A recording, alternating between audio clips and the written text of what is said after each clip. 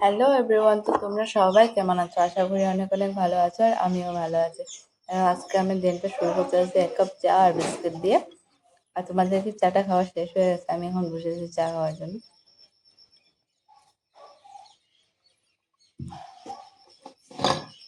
আমার favourite biscuit. বাবা আজকে ফুললি তুমি নি রান্না করে? হ্যাঁ, আজকে মেনুতে কি কি আছে? আজকে মেনুতে আছে সাদা ভাত করছি, আর এদিকে ডাল করছি। ডাল করছি একটুখানি কম করে ডাল করছি, আর এখানে যখন করলা ভাজা করতেছি, পটল ভাজা করুন, আর ভেন্ডি ভাজা করুন, আর মাছের ঝোল। এটাই আজকে মেনু দুপুরে। তো আমি এখন দুপুরে খাওয়ার জন্য বসে গেছি। আজকে মেনুতে আছে ডাল, ভেন্ডি আলু ভাজা আর চিকেন।